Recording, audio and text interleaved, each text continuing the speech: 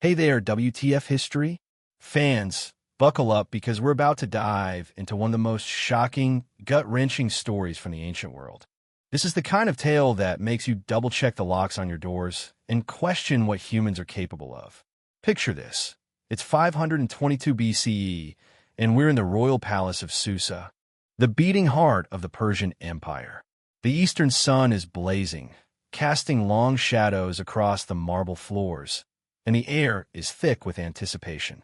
A crowd of nobles, merchants, and diplomats is gathered, their whispers buzzing like flies.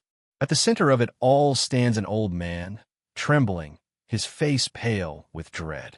His name is Sisamnes, a royal judge of Persia, a man who once held the power to shape lives with his verdicts. But today, he's not the one passing judgment. He's the one facing it.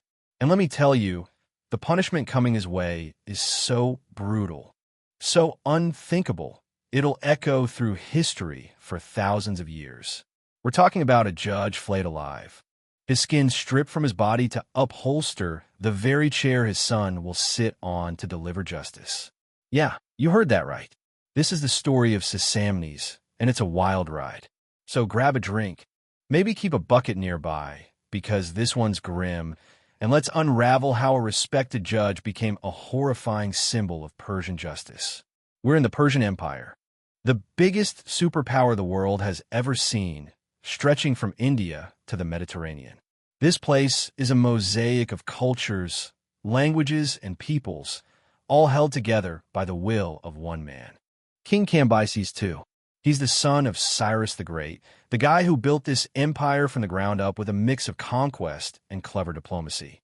Cyrus was a legend, a king who ruled with a kind of magnanimous vision. Cambyses, though, he's got a different vibe. Young, ambitious, and eager to prove he's just as tough as his dad. He's got a throne to fill and an empire to control. And control is the name of the game here. An empire this vast doesn't stay together with good vibes alone. It needs order, laws, and above all, justice. That's where royal judges like Sisamnes come in. These guys aren't just sitting in some dusty courtroom. They're the king's right hand, settling disputes, punishing criminals, and keeping the empire's gears turning. Sisamnes has been doing this for decades. A seasoned pro, respected by all, trusted to be the face of the king's justice. The expectation? Absolute integrity. A judge in Persia isn't just a job, it's a sacred duty. If the people can't trust the judges, the whole system starts to wobble. But power, as we all know, can be a dangerous thing. It's like a shiny apple that looks perfect but might be rotten inside. Sisamnes, this pillar of justice, makes a choice that'll cost him everything. He's presiding over a case, a territorial dispute between two Persian nobles.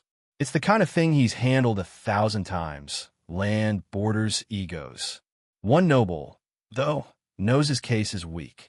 His arguments are flimsier than a papyrus in a sandstorm. So what does he do? He offers Sisamnes a big, glittering pile of gold to tip the scales in his favor. And Sisamnes, maybe thinking he's untouchable, maybe figuring the young king is too busy conquering Egypt to care about a small-time case, takes the bribe. He hands down a verdict that's as crooked as a camel's hump, favoring the noble with the cash. For a moment, it probably feels like he's gotten away with it. The gold's in his pocket. The case is closed and life goes on. But here's the thing about the Persian Empire. It's got eyes everywhere.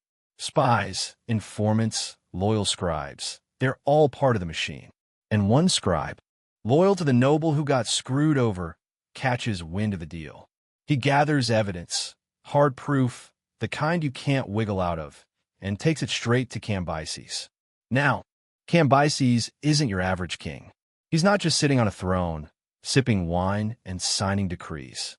He's a man with a point to prove.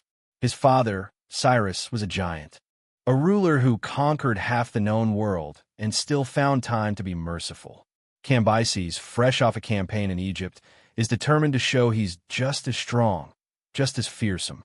When that scribe lays out the evidence of Sisamnes' corruption, it's not just a personal betrayal. It's a crack in the foundation of the empire. If a royal judge can be bought, what's stopping the whole system from crumbling? Cambyses doesn't hesitate. He orders Sisamnes' arrest and calls the entire court to witness what comes next. The message is clear. Justice under his reign is going to be swift, brutal, and unforgettable.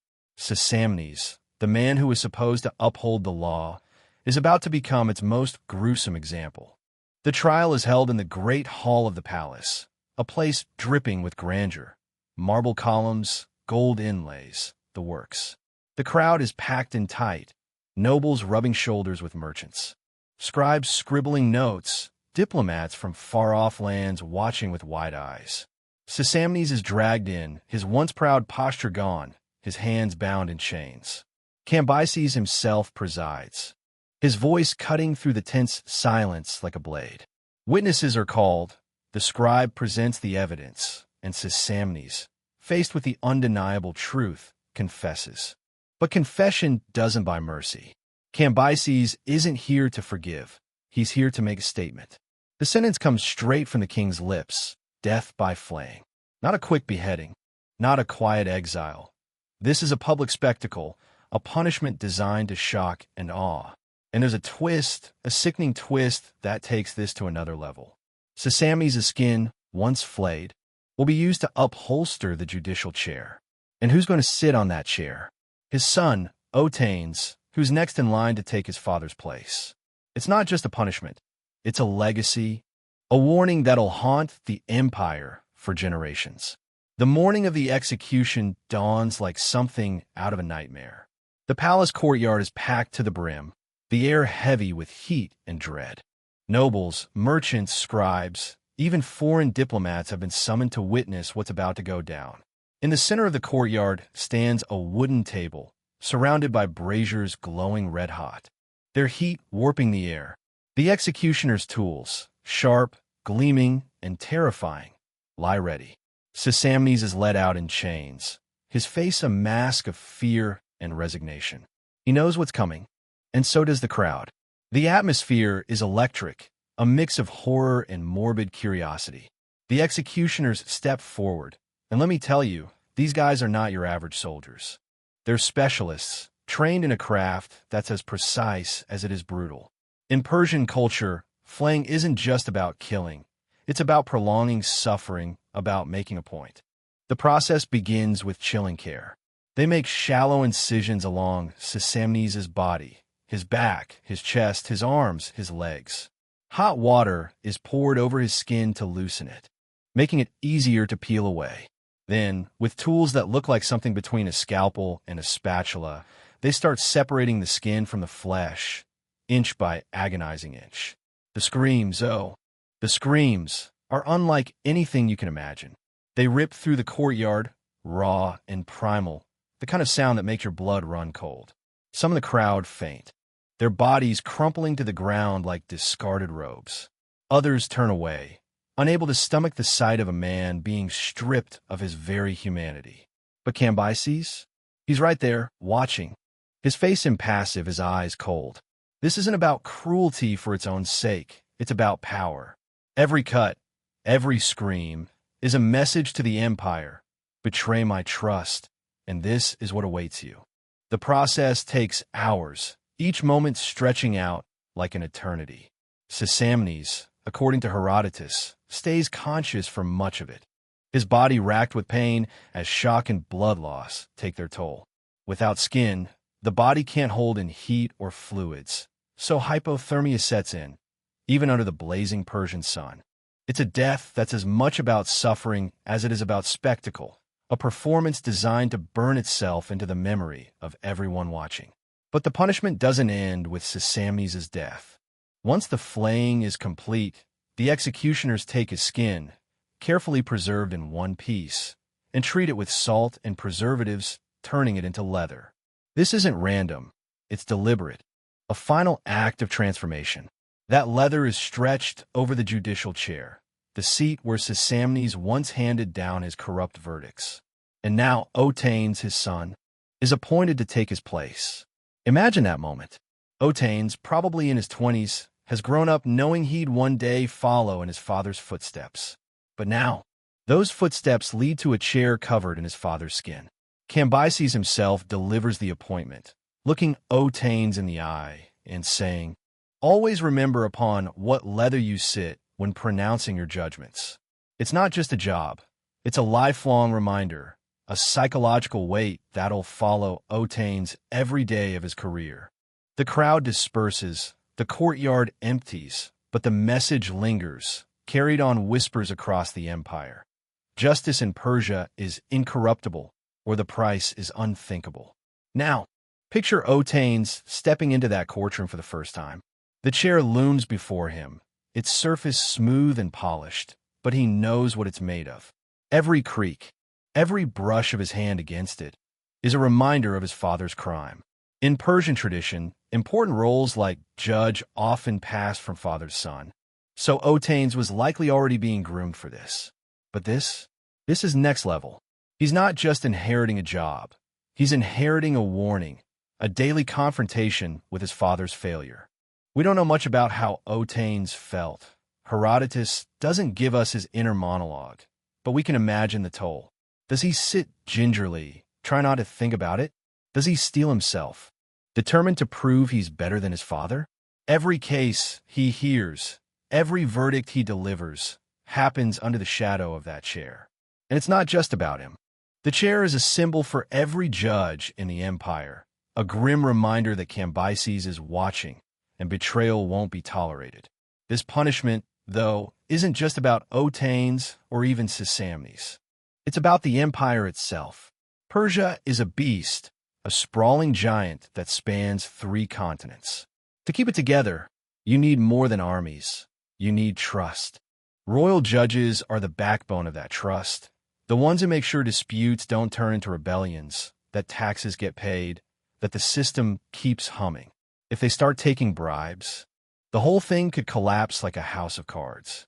Cambyses, still young and proving himself as king, knows this. He's not just punishing Sisamnes. He's sending a message to every corner of the empire, from the Nile to the industry. The chair, that grotesque piece of furniture, becomes a monument, a physical reminder of what happens when you cross the line. And it works. Herodotus tells us Otanes goes on to serve as a judge and later becomes a satrap, a provincial governor, in Ionia. He must have done a decent job, because you don't get promoted to satrap by slacking off. But you have to wonder what it cost him sitting on that chair day after day, knowing what it was. The Persian approach to justice is something we need to unpack here. This wasn't just about punishment. It was about performance. Public executions in the ancient world were like grim theater, designed to teach, to terrify, to control. Flaying wasn't unique to Persia. Assyrians and others did it too, but the Persians had a knack for turning punishment into propaganda. Using human skin wasn't unheard of either. Ancient sources mention it being used for things like drumheads or trophies. But a chair? That's a stroke of dark genius. It's not just about humiliating Sisamnes. It's about making him serve the empire even in death. His body, once a vessel of corruption, becomes a tool of justice, a permanent fixture in the courtroom. It's a message that resonates far beyond Susa, carried by travelers, traders, and diplomats to every corner of the ancient world. And thanks to Herodotus, who wrote this down about 75 years later. It's a message that's reached us, too, thousands of years later. That brings us to the next chapter of this story, because Sisamnes' tale didn't end with the Persian Empire. Fast forward to the Renaissance, nearly 2,000 years later, and Europe is buzzing with a rediscovery of ancient texts. Herodotus' Histories is making the rounds. And this story, the Flayed judge, catches fire. Why? Because it's not just a gruesome anecdote. It's a moral lesson, a warning about power and responsibility. In 1498, a Flemish painter named Gerard David is commissioned by the aldermen of Bruges to create a diptych for the town hall, a place where judges and officials make life-altering decisions. He chooses the story of Sisamnes, and the result is the judgment of Cambyses, a masterpiece that's as haunting as it is beautiful. The first panel shows Sisamnes' arrest, the moment his corruption is exposed. The second panel is where things get real. Sisamnes strapped to a table, executioners peeling away his skin, the crowd frozen in horror. And in the corner, almost easy to miss, is Otanes, sitting on that infamous chair, his father's skin stretched beneath him. It's a tiny detail, but it carries the whole weight of the story. This painting isn't just art. It's a statement. Bruges in the Renaissance was dealing with its own issues, corrupt officials, shady magistrates, the usual. By hanging this diptych in the town hall, the aldermen were saying, "We mean business." Every judge who walked past would feel the pressure, knowing they were being watched, not just by the city but by history itself. Other artists picked up the theme too. In 1607, William Isaac van Swanenburg created an engraving based on a drawing by Joachim Tuwale, showing Cambyses ordering the flaying while Otanes sits on the chair. These images weren't just for show. They were moral anchors, reminding everyone what's at stake when justice is betrayed. The story of Sisamnes became a kind of shorthand for integrity, a warning etched into the walls of power. But the story doesn't stop there. Jump to 2012, Moscow, Russia. A group of anti-government protesters is on trial, and the air is thick with accusations of judicial corruption. What do? They show up with reproductions of Gerard David's painting, holding them up like a middle finger to the system. It's a powerful move, using a 2,500-year-old story to call out modern injustice. The fact that Sisamnes' tale still resonates, still has the power to rally people, is mind-blowing. It shows how universal this story is, how it taps into something deep in our bones. Our need for fairness, our rage when it's denied. Whether it's a king in ancient Persia or a judge in a modern courtroom, the principle is the same. When those who judge betray us, they're not just hurting individuals.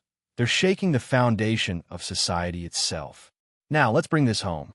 The story of Sisamnes isn't just a historical curiosity. It's a mirror. It forces us to look at ourselves, at our own systems, our own judges. In the Persian Empire, justice was tied to power, and power was tied to fear. Cambyses used Sisamnes' skin to send a message, to keep his empire in line. Today, we don't flay people, thank goodness, but we still wrestle with the same questions. How do we hold the powerful accountable? What's the right way to punish corruption? And what about the collateral damage, the Otanes of the world, caught in the fallout of someone else's crime? That chair, that gruesome symbol, still haunts us.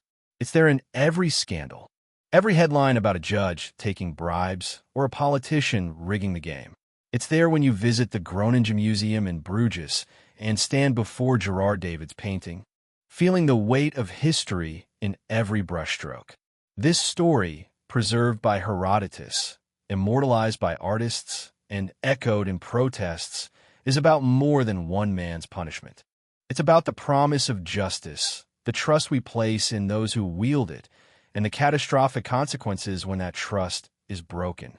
Sisamnes' chair, covered in his own skin, is a grotesque reminder that power comes with responsibility, and betrayal comes with a cost. For us today, it's a call to stay vigilant, to demand better from those who judge, to keep the system honest. Because if we don't, the cracks start to show, just like they did in Persia all those years ago. And that's the end of our journey. WTF history? Fans! From the blood-soaked courtyard of Susa to the galleries of Bruges, the story of Sisamnes has gripped us for centuries, a chilling reminder of what's at stake when justice fails. If this tale gave you goosebumps, made you think, or just made you glad you're not a judge in ancient Persia, smash that like button, hit subscribe, and drop a comment below. What other wild, weird, or downright disturbing stories from history do you want us to dig into? Let us know, and we'll see you next time for another dose of WTF history. Stay curious, and keep questioning the past.